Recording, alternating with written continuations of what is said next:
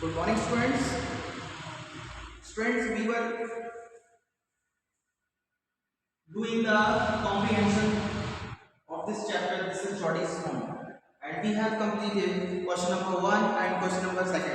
Now we will do the question number 3. How did the deer drink milk from the gourd? जो dear baby था उसने दूध कैसे पिया?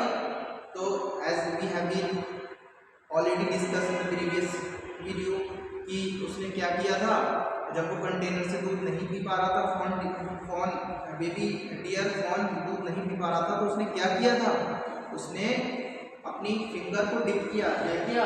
Jordy dipped his finger in the milk. उसने अपनी उंगलियों को डुबोया दूध में। Then he left the fawn suck his finger. उसके बाद उसने उसके मुंह में दूध डाला और उसने उसकी फिंगर को क्या किया? सक किया, चूसा।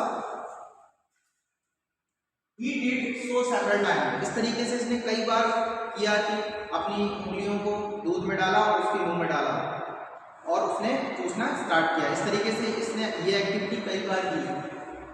The fawn drank off all the milk from the goat. इस तरीके से जो बेबी डियर फॉन था उसने दूध कंटेनर का कंप्लीटली पिया।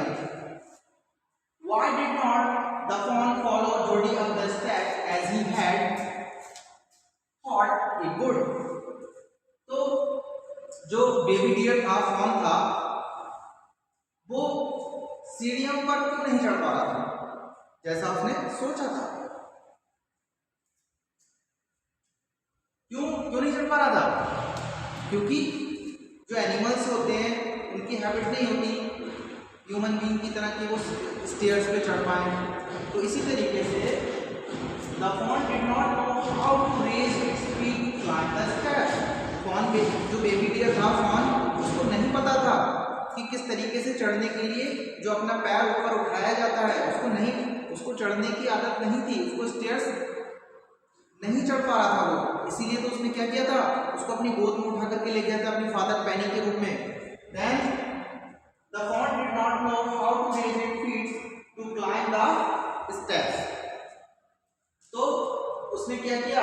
The fawn did not know, उसे पता ही नहीं था कि सीढ़ियों पे चढ़ने के लिए पैर कैसे उठाया जाता है। Thank you.